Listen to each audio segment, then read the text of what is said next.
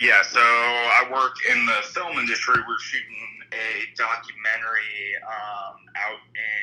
outside of Beaver, Utah, Okay. and so that was shot, maybe a couple miles outside of Beaver, and Beaver's like 2 hours north, an hour and a half, maybe 2 hours north of the Nevada border, and we're just like, me and our drone operator. Basically, what we do is we go out and just find epic landscapes to use as B-roll in the film. And so we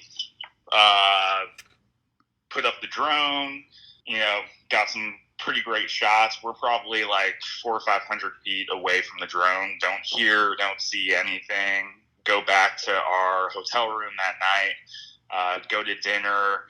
Our drone operator kind of starts scrubbing through the footage. We just go through the footage every night just to make sure that everything turns out okay. And he comes up to us at dinner, and his face is just like totally white. He's like, guys, I don't know what I just saw, but like we captured some crazy shit out there. And go up into his room and go onto the hard drive and he shows us the clip, and it's just like, we're shooting 60 frames a second, try to slow it down as much as possible, literally like frame by frame by frame. Yeah. There was no way that he had like messed around with the footage at all. Okay, I was gonna ask. Yeah, because it was on the raw.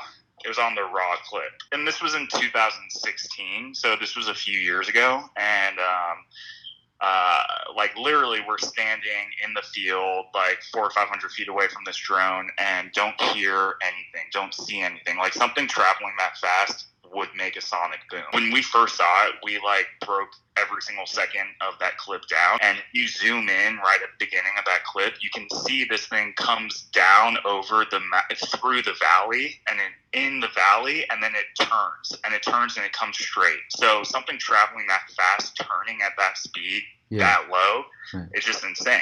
Like we looked on Google Maps, and the mountain range where you first see it was 3.5 miles away from where we were, and the drone gets from the mountain range and it passes through screen in a second. And so you do that math, it's traveling 3.5 miles in a second. Like nothing travels that fast that we have. Like you see the shit all over like CNN about the fighter jets seeing, these halo shapes, and honestly it looks very similar shape to that, but that's like that you can't, that's like not, you can't really tell in that footage that they release, like, because it's, this is very clear.